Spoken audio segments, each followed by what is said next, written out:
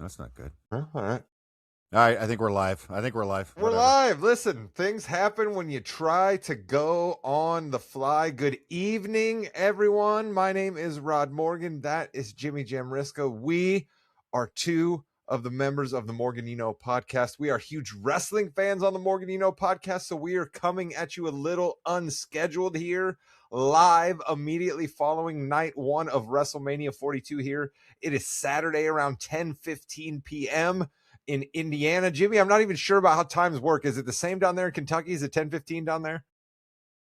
No, it's 9:15 down See, here. there you go. So what, you know what? A positive thing for you, Jimmy, and this should give everybody an idea of how it's going to go. You have more of the rest of your night now with WrestleMania being over than I do. I do. I remember, it used to go at 11:30 midnight Eastern time. So at least we have 2 nights now. It's not a 7-hour event.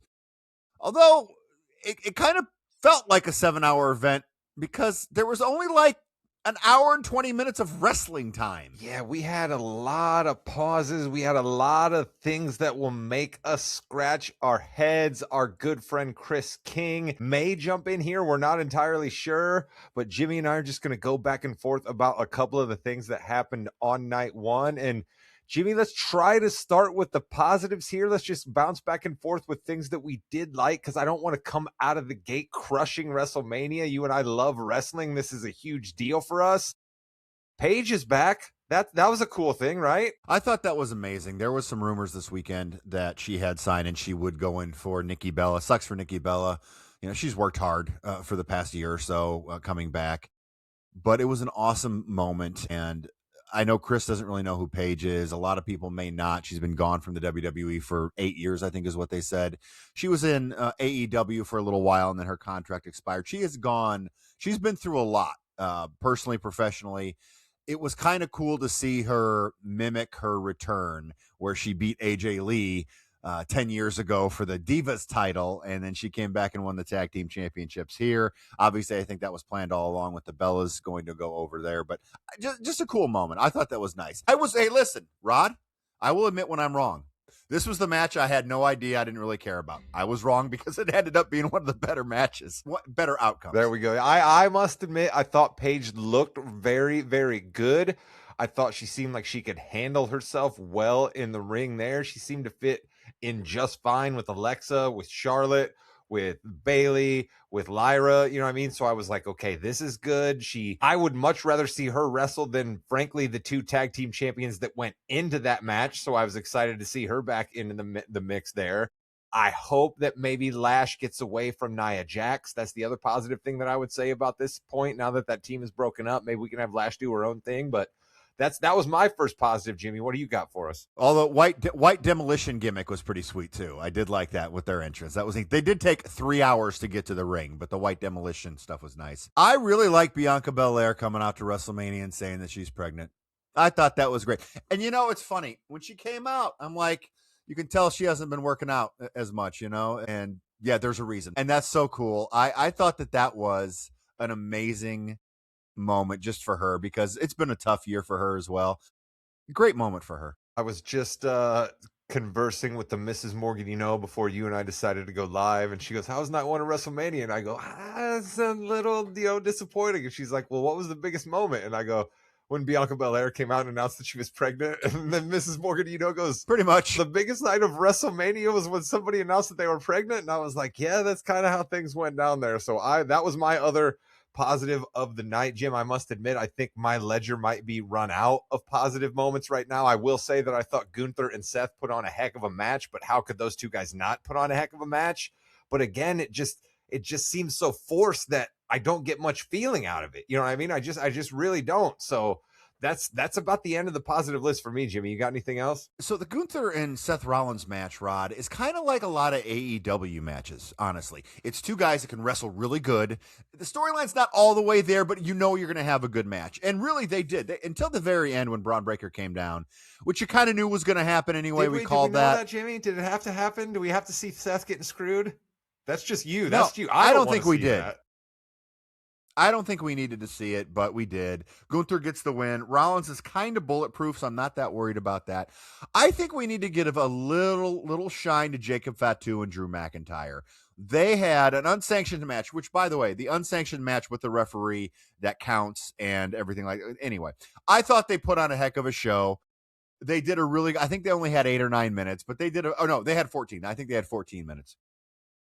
They did a good job. I thought that was a good. No, listen, you are, and you just made me think of something here. I don't know. I don't think we have a law expert here on the Morgan, but if the referee gets injured in an unsanctioned WWE match, but he was clearly, you know what I mean? That's a whole lot of legalese that they put themselves in there just for that match. But I will give those two guys up. They went out there, they sacrificed, they did some cool stuff. Those guys are both absolute warriors. Drew McIntyre did lose here, Jimmy, so the opportunity for him to go cool off a little bit is there, I think. I like that.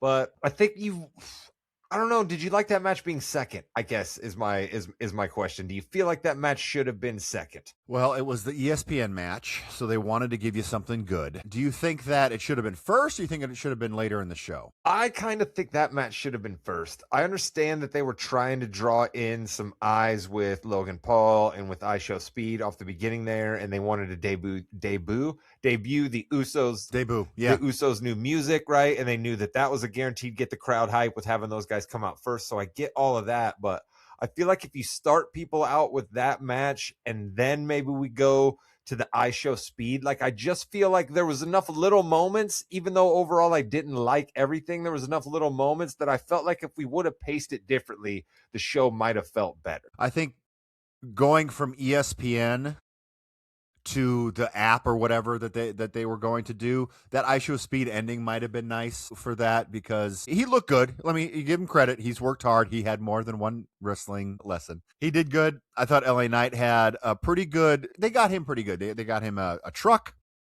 He didn't lose. True. His music was playing. So let's win on that. Give our boy credit there. Other than that, let's just go right to it. What the hell? Why can't Cody Rhodes as champion have a good match at WrestleMania is my question. Last year's match at WrestleMania with John Cena was horrendous. This year's match with Randy Orton was every other WWE Championship match where it takes too long, there's a lot of rest holds, not much is going on, and then the end, while nice, didn't do anything. Pat McAfee, as the heel ref, comes back. 1, 2, and he actually was counting regularly, and Cody kicked out. I don't get that. I thought we were going to get a double bird to Randy Orton on that. I really did. But then Randy Orton still RKO'd him. And Rod, the biggest thing that happened at that was Randy Orton lost, but yet still held the belt at the end. I didn't get that at all. I was not at all happy with it. No, I thought for sure when Pat was taken out, I was like, damn it, my guy Jimmy does it again, because I was like, what other purpose do we have for wasting, other than we need to waste time because Randy just can't go like he used to be able to. Like, let's just flat put it that way, right? Randy's just a little up there. They're worried about him, so he's not going to be able to give you a 15-minute match the same way that he would back in 2012. So there's a lot of that. Yeah. But I also thought if you're going to figure out the way to waste time this way and devote all of that camera time to McAfee, you're putting him on a stretcher. He's definitely coming back, right? So we all knew he was coming back, but I thought the way for it ran back, right? By the way. I thought the way for that to pay off was, like you said, to screw Randy. That does something for Cody. That actually does something for Pat. That's the other thing that I think about here. Pat is clearly a TKO asset. And like, you just kind of burned him for nothing here. You know what I mean? Like, you burned all the goodwill that he had with your fans. Not all of them, because clearly a bunch of people are still going to like him. But some people decided to turn on him because of this. And you got basically nothing out of it. Randy and Cody bladed themselves, and we got the punt back. Congratulations. You bring up a good point there. What did giving Pat McAfee this role do for anything? Do for tomorrow? Pat McAfee's going to go back on a show like he always does. He's going to say he had a great time. He's going to sell a couple things here and there, but it really didn't do anything. And you made him out to be a really bad guy when everyone loved every time he came in. So why do that if you're not going to go the next step with it? Because you can't have him go with Orton. He got RKO'd by Orton. And Chris was right. Everyone got RKO'd. He definitely did. And Chris got to see, right? I guess Chris might have been more happy. I'd have been interested to hear our voice of the fan perspective here, Jimmy. Maybe not two guys who have been hardened as much as you and I have about this WrestleMania, but Chris was begging for Randy Orton, and we got to see it, right? We got to see Randy bloody. We got to see Cody get bloodied. We got to see the punt come back. We got to see everybody get RKO'd. We got to see Randy screw Pat. So, I mean, this was the full Randy Orton circle. And I just can't help but think of this too, Jimmy. So I said about it from the angle for Pat, and then you mentioned it didn't help anybody. If that's one of the last times Randy gets a big shine at a WrestleMania, I'm kind of disappointed. Yeah, but it doesn't look like it's over. But that might be the last WrestleMania. He's definitely going to fight it Backlash or SummerSlam. Well, no, I know, but like WrestleMania should be the culmination. Well, okay, then they're going to come back and say it's not always the culmination of the story. But in this case, it kind of should have been because he lost kind of fair and square. Oh, Cody low blowed him. Yeah, because he tried to low blow Cody. So that's not even a heel thing by Cody. It really isn't. Because I must have been looking somewhere else. I missed Orton trying to do the low blow, but I did see Cody, right? Yeah. So I'm like, oh, heel Cody. But then I saw the replay. I'm like, oh, well, what the heck? What's going on? Well, because again, Jim, we have to protect Cody, right? We have to protect Cody by keeping the belt on him. We have to protect Cody by the only time that he gets heelish is when it's justified, right? Like we have to keep protecting the golden boy Cody, and that's fine. He got bloodied. He did what he needed to do. I want to talk a little bit about Liv Morgan and Stephanie Vaquer. Okay, real quick. I had to do dog dad stuff today for that, and for whatever reason, Coco had to go to the bathroom right when the match started. And by the time I got back, the match was over. So I have not seen this. I know what happens. I know what happens. You don't even need to go over the match point by point. Answer this for me.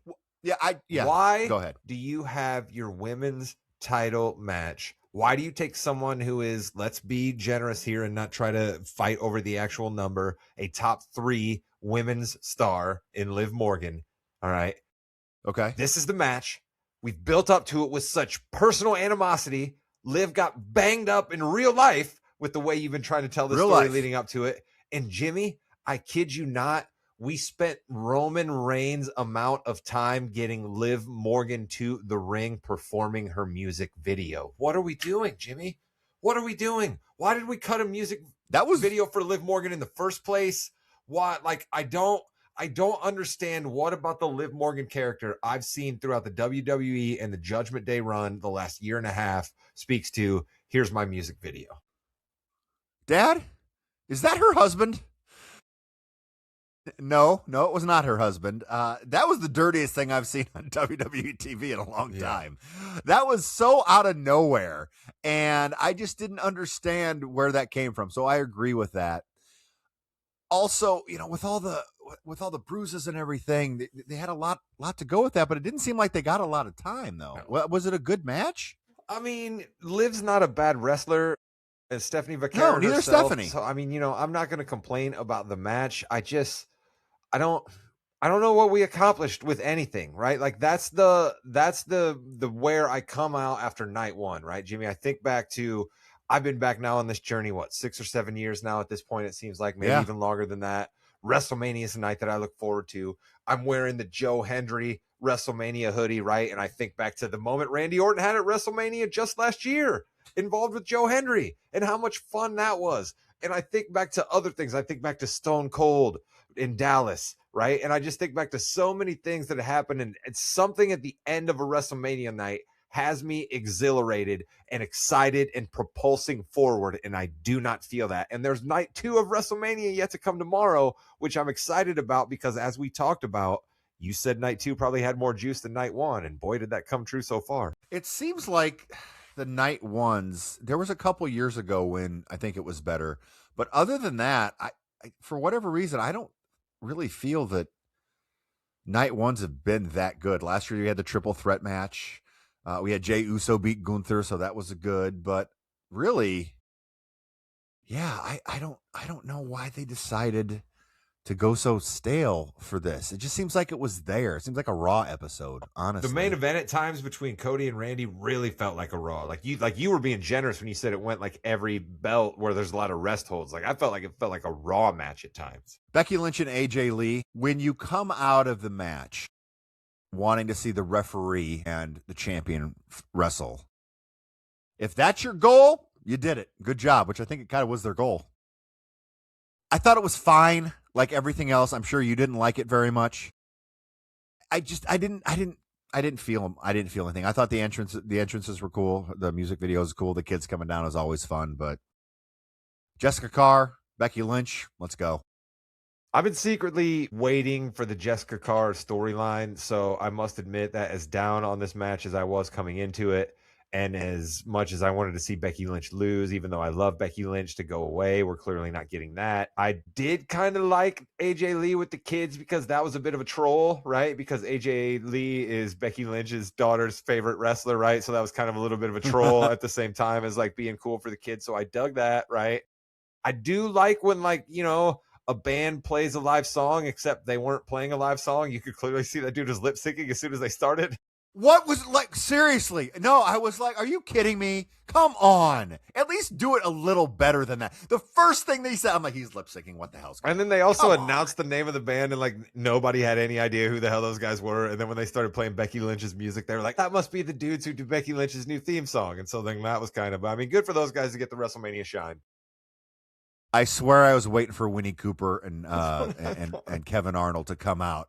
They're like the Wonder Years. What the hell is the like? Seriously, would that have surprised you if the Wonder Years cast came out randomly? I mean, the way that the WWE was grasping for celebrities, you could have pulled a little Fred Savage out there, a little Danica McKellar. You know what I mean? Let's go. The guy who was in Marilyn Manson, right? If you believe some urban legends, he was Paul Pfeiffer. Yeah. But Jessica Carr, Jimmy, I like when they bring Jessica Carr. Yeah. So anyway, saving that gimmick would be like her is if we start having a masked female wrestler, and I'll give you credit for this because you came up with this. I knew that Jessica Carr had been in real life wrestling in Evolve because she has expressed interest with WWE to trying to be a wrestler, because a lot of referees wanted to be a wrestler at one point. It didn't work out. Just like a lot of broadcasters wanted to be a wrestler at one point. It didn't work out. But Jessica Carr, you could see over the past couple of years, her arms have started to get more and more defined. You've started to see her shoulders have started to get a little bit thicker, right? So, okay, she's ready to wrestle. And if we have all of a sudden a masked female referee show up the way El Grande Americano did and get involved in a couple of matches, and then Becky and that person have a feud, and then the masked wrestler reveals herself as Jessica Carr, that we got something there, don't we, Jimmy? No, I think that would be a pretty cool long-term storyline, and Triple H does like to do that, so I think that would be good. Overall, it's kind of an for night one. Let's get excited for night two then. Let's leave on a high note and pump some people up for night two. I'm excited for night two. I really am excited. I think that we're going to see some really big moments. The Demon coming back. This crowd was not into it at all. It might have been just the cavernous of the building, but it's a dome, or it's an inside building, so you don't really know. It should be louder than that, but it really wasn't. Oh, it was definitely low energy. But we're going to get Obafemi Brock Lesnar is going to blow the roof off. I hope everyone is in the building when this happens, because sometimes that doesn't happen. It's just going to be like, what, 3? Obafemi and Brock Lesnar. Like 3 p.m. Vegas time, basically, right? If this thing's starting at 6 on the East Coast. Yes, that's true. Yes, 3 o'clock. Yes. Yeah. So hopefully it'll be good there. But I think Femi and Lesnar is going to be just about a 6-minute slobber knocker. And Obafemi, listen, if Obafemi is scheduled to lose after this night, you're going to start off WrestleMania 42 with Obafemi losing. You should not do that. You should have Obafemi win. Give the people something exciting to cheer for. Then you've got the ladder match for the Intercontinental Championship, which is always great. That will be a great way to send us off from ESPN, the mothership, to the app. Jade Cargill and Rhea Ripley, again, power, 5-6 minutes. You don't want Jade in there too long. Have Rhea get the win. And by the way, we talked about this on last week's episode, people getting on Rhea. Jade Cargill got on Rhea. That was ridiculous, that back and forth on SmackDown. Yeah. I've said it many times, Jimmy. I've said it many times. We don't need to give Jade Cargill a microphone. We just don't. We don't need to give Jade Cargill a microphone, and we don't need to give her more than 5 minutes in the ring. We just don't. Maybe she's going to be there someday, but right now we have to manage our talent accordingly. More and more I think about it, the more and more I think she's going to win now. But I really think Rhea getting that win would be great for people. Sami Zayn, Trick Williams. Trick Williams is going to have one of the greatest entrances of all time. I guarantee that. And if he gets the win there, that's another bright spot for the show. Finn Balor, Dom Mysterio. The Demon's going to win that. Okay? So right now, let's just look at this. You have Obafemi. You have the Intercontinental Championship. You have Rhea Ripley, Trick Williams, Finn Balor. Those are all awesome wins, and you know all 5 of those aren't going to be awesome. I was about to say, I was like, you see me holding up a whole hand here. Intercontinental Championship doesn't really matter who wins. That's going to be great. That's my prediction. Okay? Somebody wild's coming out of that match with the belt. Rusev. Gotta be. It's the only thing that doesn't make any sense. That place would be so silent if Rusev was just handing the belt at the end, just standing there on top of the ladder holding the belt up. And then we have the World Heavyweight Championship between CM Punk and Roman Reigns. Bitter rivals. They hate each other, except now they respect each other. I think either way, whoever wins that match, I'm pretty sure the crowd's going to go home happy. Don't you think? Yeah, I don't think anybody has fully decided they hate anybody on either side here. I think Roman still has a lot of support. Chris, the voice of the fan of this podcast, be damned, Roman still has a lot of support. I got a little less support for CM Punk, but clearly I still begrudgingly respect him and think a lot more of him than I used to. Again, Chris, the voice of the fan, be damned here. He can never come around on CM Punk. So I think you're right. This is a match where they can't lose, but my question is, I'm kind of worried that Roman didn't show up Friday night. Like, we couldn't get 5 minutes of camera time out of Roman on Friday night. He's going to be in Vegas for the weekend anyway. Like, what the hell? I mean, like, I don't want to harp on this part-time Roman thing, but it kind of has me worried that, like, you still can't even show up for 5 minutes on SmackDown the weekend you're going to be in WrestleMania? Rod, again, if your boss says you don't have to be there, we don't need you, you're not going to go. Guess so. But I mean, at some point, like, I guess at some point, I want my guy to have a bit of an ego too. You know what I mean? Like, which he does, but like the ego should extend to, I need to be the head of every show that I can be around for. And if I'm in town, I might as well go and be the head of the show. I think that match is going to mirror a lot of the Cody and Randy match a lot. Really? I think there's going to be some slow yeah, it's every Roman is always a slow wrestler though. He's methodical. You're right about that. Yeah. Punk's old, so we gotta be. Here's what I worry about, Jimmy. What if Punk pops a pectoral or something early in the match? You know what I mean? And we got to call an audible. What are we going to do then? I think CM Punk could lose an arm and he would finish this match. Yeah. This is like the culmination of his entire life, his main eventing, the actual main event of WrestleMania Night 2. We had 3 of the 4 championships change hands on Night 1. Worries me a little bit about Night 2 because you're basically guaranteed Trick Williams is going to win. I agree. Do you think so? Then you think CM Punk's walking out with the belt tomorrow night, then, right? You think I'm wrong for saying Roman's taking it? What do you do tomorrow? What do you do tomorrow is the question. I think you're right that like if fans are going to be happy either way, but for some reason I just think you get more propulsion and more momentum out of Roman Reigns taking the belt back.